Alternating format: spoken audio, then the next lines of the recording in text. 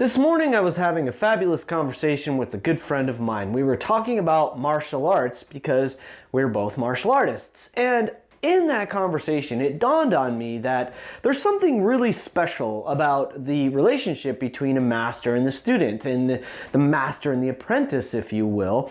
And that got me thinking about monks in Dungeons & Dragons 5e, as things often do. As I'm thinking about them, they lead me somehow to Dungeons & Dragons. And when I started thinking about monks, I started thinking about the other classes.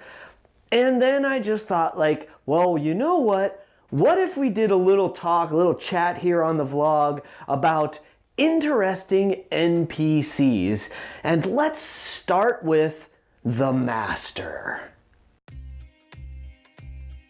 As I embark on this tale today in talking a little bit about interesting and maybe out of the ordinary NPCs, I would love your help. Help me decide if I should turn this into like another mini-series where we talk about different NPCs that we might incorporate into our role-playing games. I would love to know your thoughts and feedback. Is this something you think makes a good topic that you would like to hear more about? That being said, let's get right into it. So, interesting NPCs. I wanted to say that I feel like there are lots of kind of, I want to say, out-of-the-box NPCs that we're probably all familiar with. Things like, you know, the captain of the guard or the innkeeper. Even as far as like the king, the queen, or the leader of your town, city, village, etc., right? The town leader. Those NPCs are sort of commonplace. The shopkeeper, right? Every good town has a good shopkeeper, good innkeeper NPC that you might have some fun banter with the players during the game. What about other NPCs? You know, even a blacksmith and any other kind of typical job you might find within a city. I feel like these are all sort of, I want to call them ordinary NPCs, right? They're ordinary. They're part of the game that we all sort of expect to have. Now, that's not to say that we can't, as a DM, spice them up, make them interesting and memorable. For certain, for sure, that is something that every good DM will do. My thought was more about, well, what are some NPCs that might be less common? You know, the uncommon NPC that might not show up in every game and still might be very interesting. The reason I think this works when we talk about the Master is because it could fit many of the different classes within the game. And let me explain why that is. For sure, I would imagine that it's pretty obvious when we talk about a monk, right? A monk is a martial artist, a specialized martial artist, and generally speaking, martial arts are taught from master to student, right? There's going to be a teacher, an instructor, there's going to be students, and so forth, and that relationship is fairly well understood and established. The next one you might consider would be for, I would say, a wizard. A very powerful wizard might have an apprentice because they've amassed this, you know, vast array of knowledge. Over a lifetime, they've accumulated incredible amounts of knowledge, and sure, they've put them into their spell books, their tomes, and so forth, and now some wizards, the good wizards, let's call them, might desire to share that knowledge. Maybe they didn't have a child of their own, but they still want to pass on what they've learned, have some kind of progeny, and maybe they have an apprentice. So even with a wizard, if you're playing one, your wizard might have a master, a grand wizard that they learned from in the Academy of Wizardry or something like this. So those two are pretty obvious, right? I think if we talk about an uncommon NPC in that the master. What about the other classes? Why couldn't there be a master ranger? For sure, I would say with a druid, you know, there's an arch druid or an arc druid, depending on if you like to say arch or arc, both are correct. So that druid that sort of as at the top, of the head of the druid circle and so forth, how hands-on are they with your character that is a druid. And if you're the DM, why not mine those backstories, mine those classes, in fact, for these kinds of NPCs. Maybe you have someone in the party who decided they're a sword master, right? Master swordsman. Well, how did they become a master swordsman? Okay, sure, they could have taught themselves. In that case, this isn't going to apply. However, maybe they studied with the former finest swordsman in the land. Wow, what a cool NPC that would be to develop, wouldn't it? A master swordsman known far and wide. And of all the students they might have taught, they taught your character.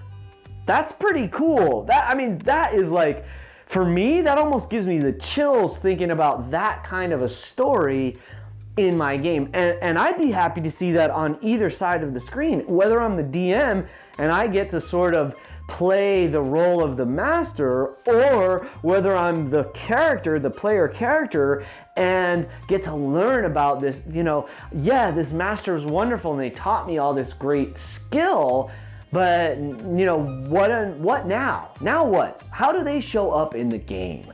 Because that's what this is all about. In a good D&D game, in a good RPG game, I feel like the action is important, the story, the drama, all of these things are important. And here's the key. In my opinion, all of that boils down to, or maybe we could say a different way, all of that is held together with the relationships. It's the relationships that create the drama. It's the relationships that build the story. It's the relationships that drive and motivate the characters and the NPCs. Those relationships. And so if we create a master that can either have an existing relationship with a character in the group, or, hear me out, or they can come along, meet the party, and then establish a master and apprentice or a master and student relationship with one of the party members. Now we have a really, really interesting NPC that we as the DM can dig into the juicy bits and enjoy and savor and flavor in really fun and interesting ways. Again, it can apply to any class. It could apply to, of course, any race. That shouldn't even come into it.